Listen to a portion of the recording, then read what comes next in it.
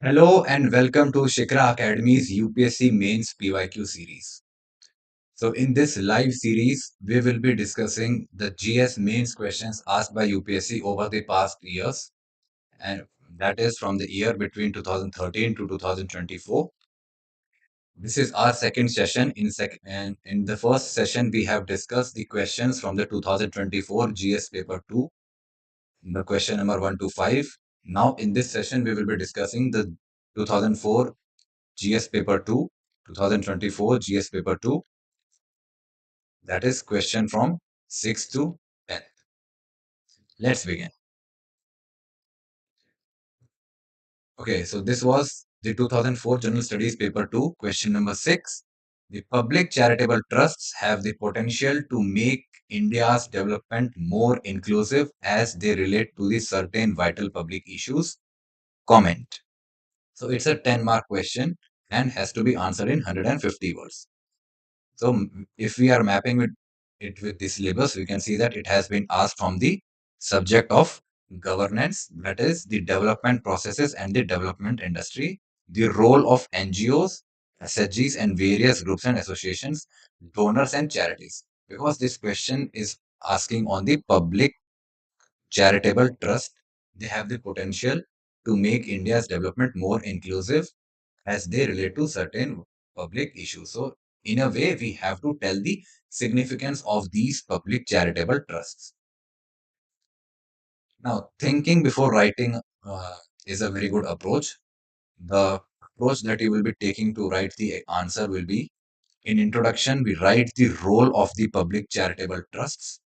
Then, in the body, we describe the potential of the public charitable trust. That is, we address the demand of the question.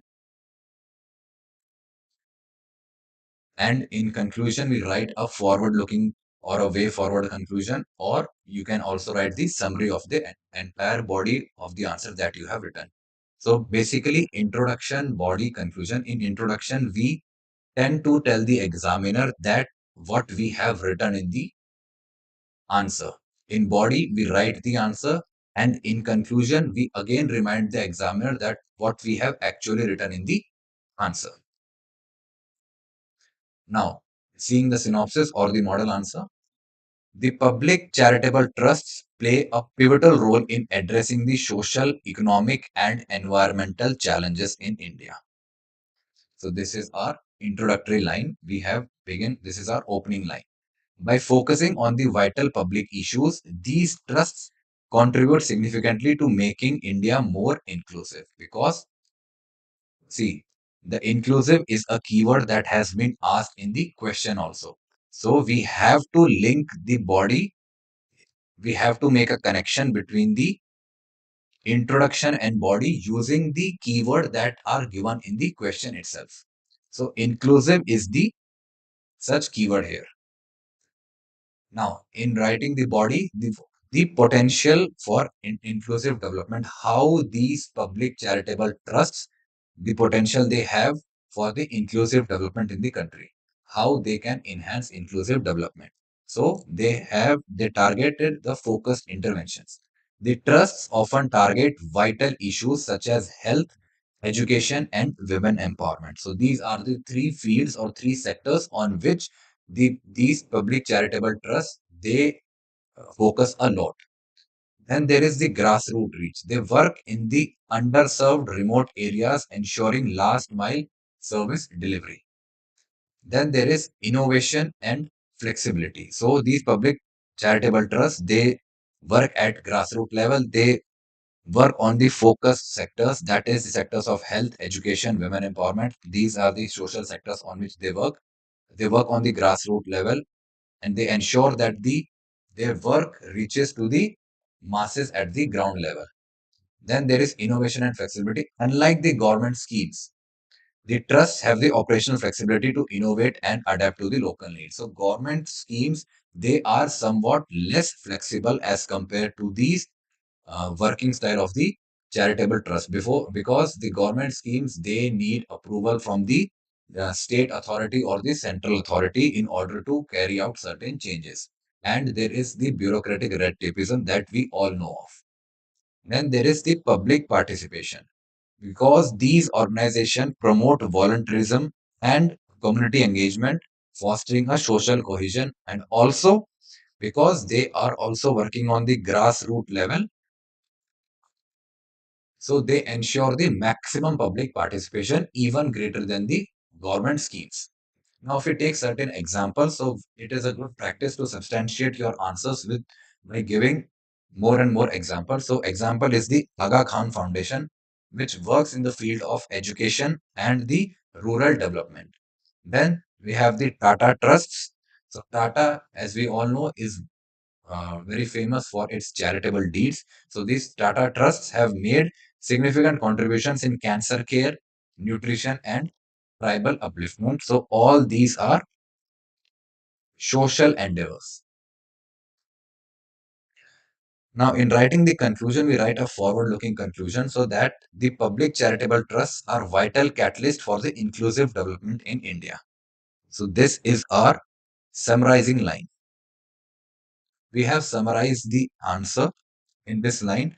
Now, we write a forward looking line, that is by targeting the critical public issues and empowering marginalized communities. These complement state efforts and help build a more equitable society.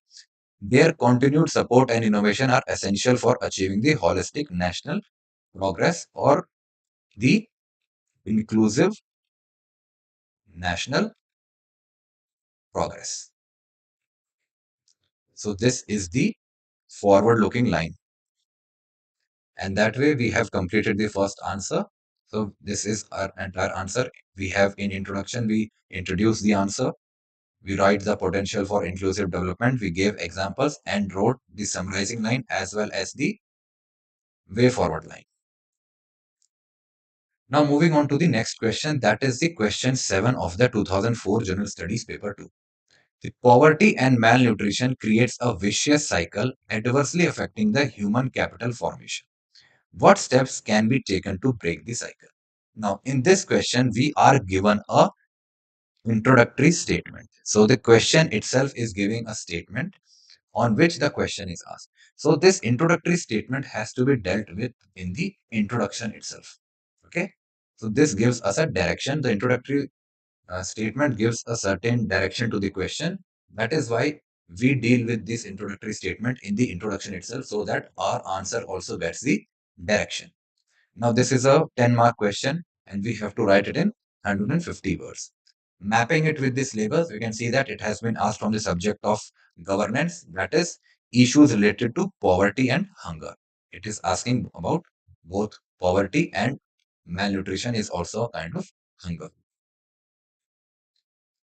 Now, thinking about the approach that we will be taking. So, in introduction, we will be dealing with the introductory line that is given in the question itself.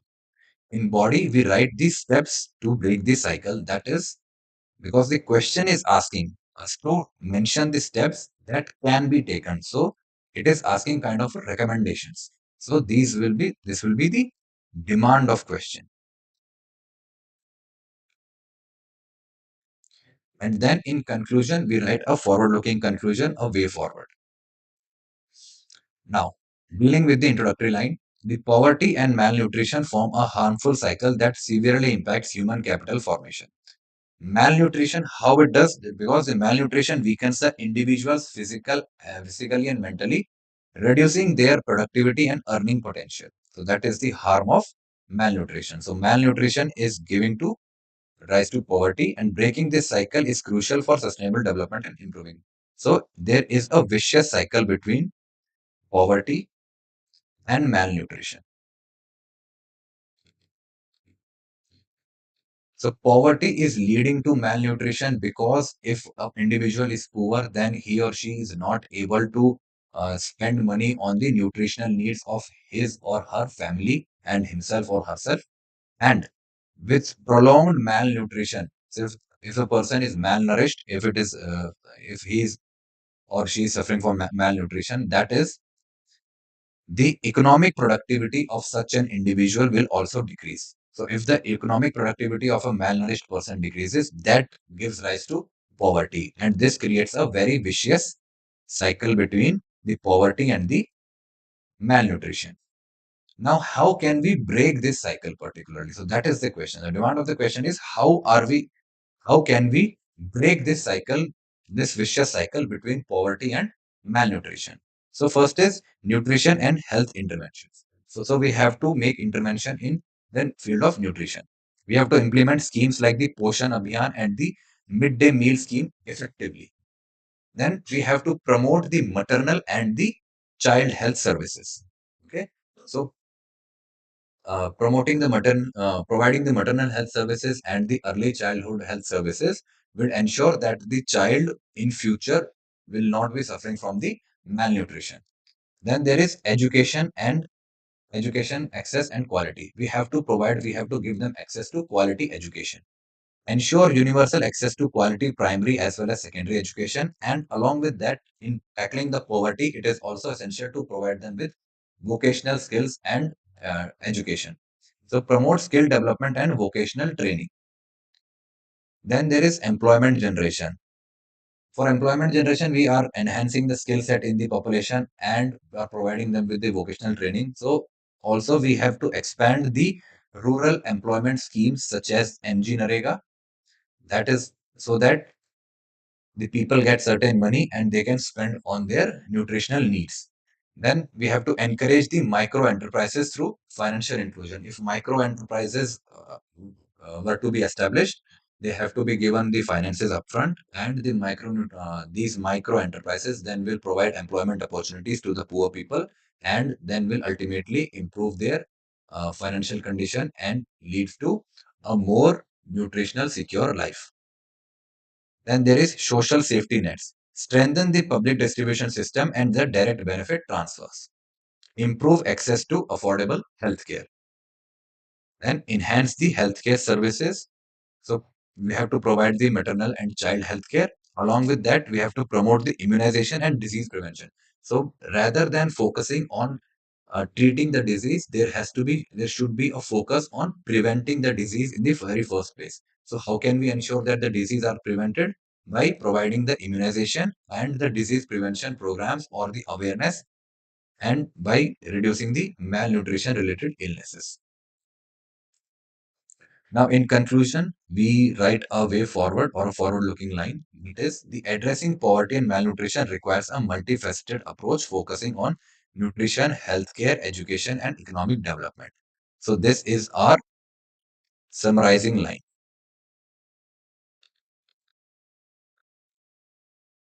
Now, by breaking this cycle, that is the vicious cycle of poverty and malnutrition, societies can enhance the human capital formation, leading to sustained economic growth and improved well being. And this is our forward looking line. So, moving on to the next question, that is question number 8 of 2024 General Studies Paper 2. The doctrine of democratic governance makes it necessary that public perception of the integrity and commitment of the civil servants become absolutely positive. We have to discuss. So, this is also an introductory line, okay, and mapping it with the syllabus. It is a 10-mark question, has to be answered in 150 words. Mapping it with the syllabus, it is me asked from the governance, that is the role of civil services. So the question or the introductory statement says that the doctrine of democratic governance makes it necessary that there is in public perception, the public should perceive that their civil servants or their bureaucrats, they are filled with integrity and they have commitment. Okay. The public perception should always be positive in this regard. Now, the approach that we should be taking in introduction, we describe the doctrine of democratic governance, because this doctrine of democratic governance has been mentioned in the introductory statement or in the answer in the question. Then we have to first describe what is this doctrine of democratic governance. Then we write the significance of the positive perception. But what is the significance of this positive perception? Positive perception of the public towards the civil servants' integrity. So, what can we achieve with this positive perception? Then there is strategies to strengthen integrity and commitment in the civil servants. Then in conclusion, we summarize the answer. Now, describing the doctrine of democratic governance, so it underscores the accountability of the state to its citizens. It mandates that this doctrine mandates that the civil servants, as the backbone of administration, earn and maintain unblemished public trust and confidence. That there should be unblemished public trust, trust of the public in these civil servants, as they are the backbone of the administration, and the public should have confidence or faith in their civil servants. Now, what is the significance of this positive perception, or this confidence, or the trust of the public? So there is legitimacy of authority. A positive image reinforces the moral authority of the government actions, ensuring the citizens accept and comply with the policies. Now, if these civil servants, they are making certain, or they are implementing certain policies, now if the public has a very bad perception to it, so it becomes really difficult for these public servants to make the public comply with the rules and regulations. Now, if the public has a trust in their bureaucracy or in the civil servants and has confidence in their civil servants, they so now the civil servants, they get the moral authority to take the government actions. Then there is enhanced participation. The trustworthy civil servants encourage active citizen engagement in governance and public consultations. So, the civil servants in which the public has a faith, public trusts them, so they can encourage the public to actively engage in the governance process. Okay, rather than merely just as a beneficiary, the citizens can now actively engage with the administration to uh, for the effective implementation of certain schemes, and for also the public consultations. Then there is social cohesion. The confidence in bureaucracy reduces suspicion and promotes the harmonious state society relation. So confidence and trust in bureaucracy is very important, so that it promotes the harmony between the state and the society, and between the two communities in the society also. In the various groups of the society also, it is also important that all the groups, they trust or they have confidence in their state machinery or their administration and their civil servants. Then what strategies can be there to strengthen the integrity and commitment of the public servants or the civil servants? There are transparent procedures. Publish clear service standards and outcomes to demonstrate fairness and accountability. There should be ethical leadership. We have to ensure a robust code of conduct, regular training, and swift action against any misconduct. Then there is effective communication. We have to proactively share the success stories, address grievances, and solicit feedback through multiple channels. So, by making the transparent policies, and by making a robust code of conduct and ensuring that the public servants or the civil servants, they follow that ethical code of conduct, and providing them with regular training, and also effectively punishing the misconduct of the civil servants, improves the confidence or improves the integrity and commitment of the civil servants to the administration. Then there is also effective communication. We should be proactively sharing the success stories of what good works are done by the different civil servants in their different regions and different sectors. Now, in conclusion, we just summarize the answer by writing that sustaining an absolutely uh, positive public perception of civil servants is essential for a resilient, participatory, and credible democratic governance. So, the significance of that trust in and credible democratic governance. Moving on to the next question, that is question 9. 2024 GS Paper 2, Question 9. The West is fostering India as an alternative to reduce dependence on China's supply chain, and as a strategic ally to counter China's political and economic dominance. So, this is our introductory line. Explain this statement with examples. Now, we have to explain the statements by giving some examples. This is a 10-mark question, that is 150 words we have to write it. So mapping it with the syllabus, we can see that it has been asked on the subject of international relations, and the topic is the effect of policies and politics of developed and developing countries on India's interest because it is asking about the West, and West is the developed world. Okay, so it is their policy that they are backing India, they are fostering India as an alternative to reduce their dependence on China's supply chain, and they are fostering India as a strategic ally to counter China. So it is the policy of the developed countries. Now, the approach that we will be taking in answering this question. So, we are given an introductory line here. So, we will be dealing with the introductory line of the statement in the introduction itself. Then, in body, we write about the economic diversification and the strategic and security partnership. Okay, because they have to reduce dependence of China on the supply chain. That is the economic aspect, and the strategic ally is the security and strategy aspect. So, in the body, we have to address the demand of the question by writing about the economic diversification and strategy and security partnership. Then, in conclusion, we write either a summary or we write a way forward.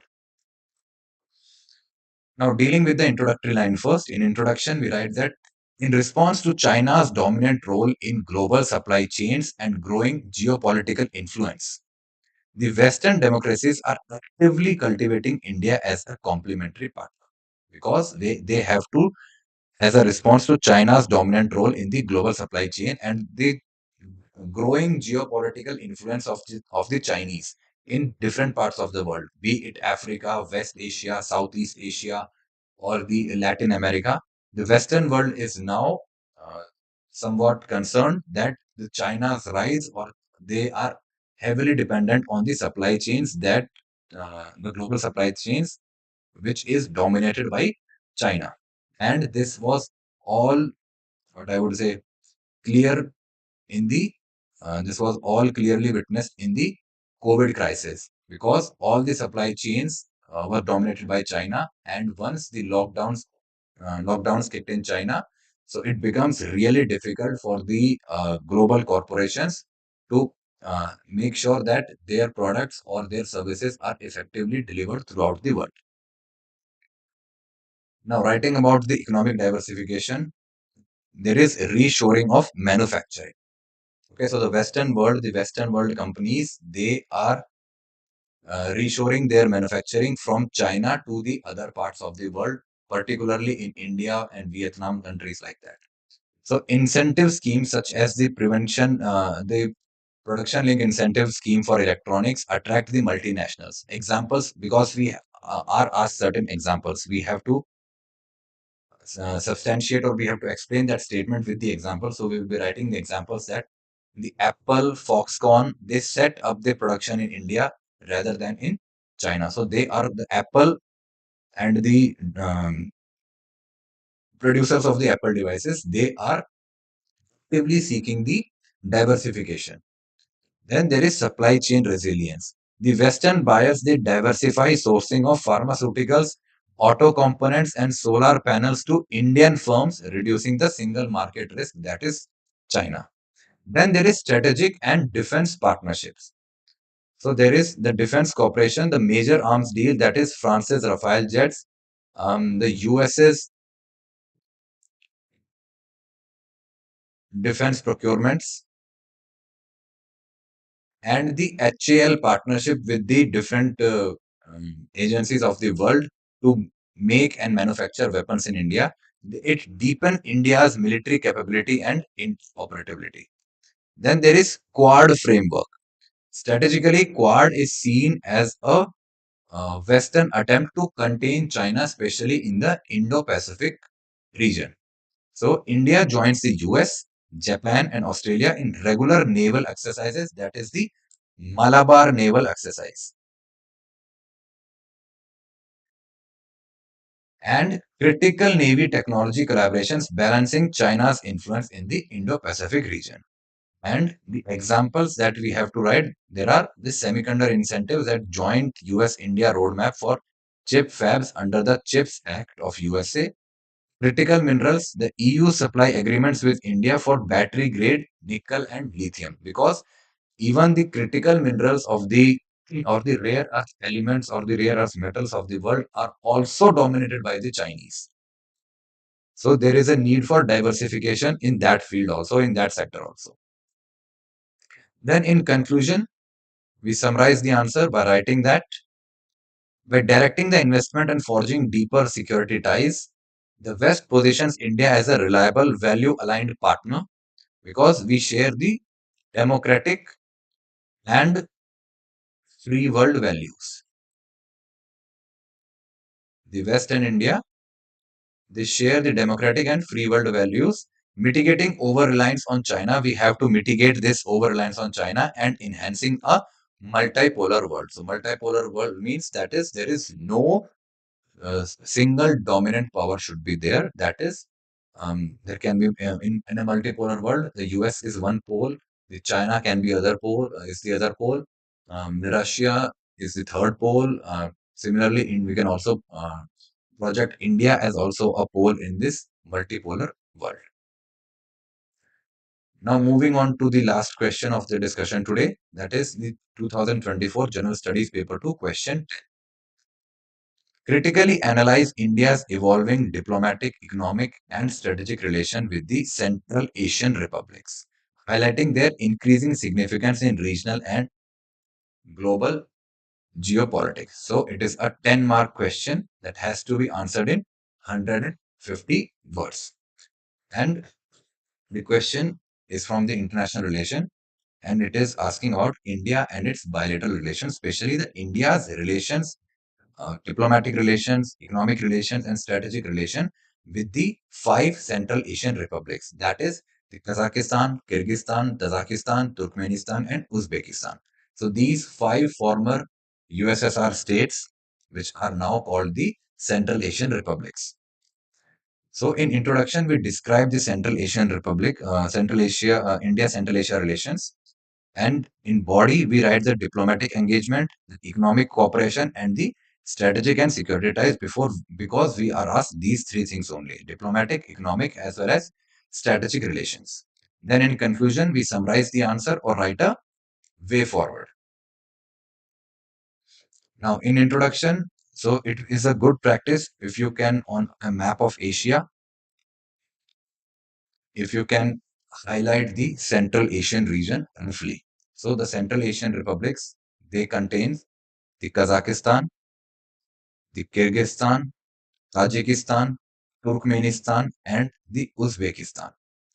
So India's outreach to these five Central Asian republics, Kazakhstan, Kyrgyzstan, Tajikistan, Turkmenistan, Uzbekistan, has deepened since 2015, that is in the last decade.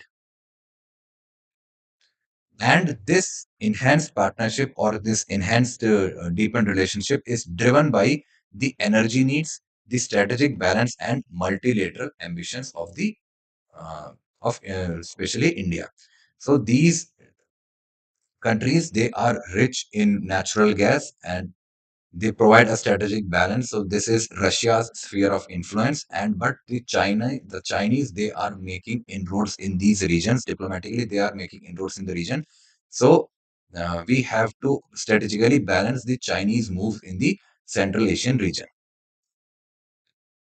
Now, writing the body, there is the diplomatic engagement, the annual summits and ministerial dialogues. See, under the Central Asian Republic India summits, the foreign ministry consultations strengthen the political trust. So uh, the head of government and the foreign ministers of all these countries of India and the Central Asian countries, they meet regularly. There are frequent summits that increase the political trust in the two governments. Then there is SCO, the Shanghai Cooperation Organization, and the SICA participation. So there is active roles in the Shanghai Cooperation Organization. So four of these Central Asian republics are part of the SCO, that is Kazakhstan, the Kyrgyzstan, the Uzbekistan, and Tajikistan.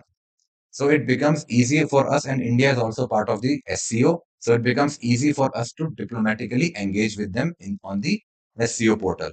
Also, there is the Conference on Interaction and Confidence Building in Asia. This organization is the secretariat is located in Astana, that is in Kazakhstan. And the SCO, the secretariat is in Beijing. Now, in economic cooperation, there is energy and hydrocarbons investments in the Kazakh oil fields and Turkmen gas via the Tapi pipeline discussions. So, Turkmenistan is rich in this natural gas, and we are planning a Tapi gas pipeline, that is Turkmenistan, Afghanistan, Pakistan, India gas pipeline. Then there are connectivity projects because these are landlocked countries and we do not have the direct access to the Central Asian countries because of the Pakistani occupied Kashmir and the Gilgit-Pakistan region. So we have to take the alternative route, that is progress on the international north-south transport corridor and the Chabahar-Ashgabat road link.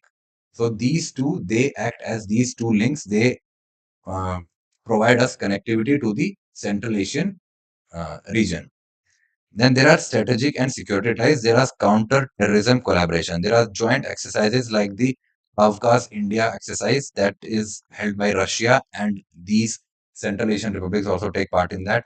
And there is intelligence sharing. Moreover, in SCO, we have the RATS mechanism that is entirely focused on the anti-terrorism activities in the region. Also, there is defense training and equipment, the Kalaikunda flight refueling deals, and the training of the officers of these countries in the Indian academies. Then, in conclusion, we summarize the answer or we write a way forward that by integrating diplomacy, commerce, and security, India cements its Central Asian republics partnerships, enhancing the regional stability. Okay, so what India will achieve? India will achieve a regional stability in the region, diversifying energy sources and countering the competing influences in Eurasia, that is mainly from the Chinese influence we are particularly concerned of and focused on. Now, the PDF of this model answer and today's class will be available to you on Shikara Academy's Telegram channel. Thank you.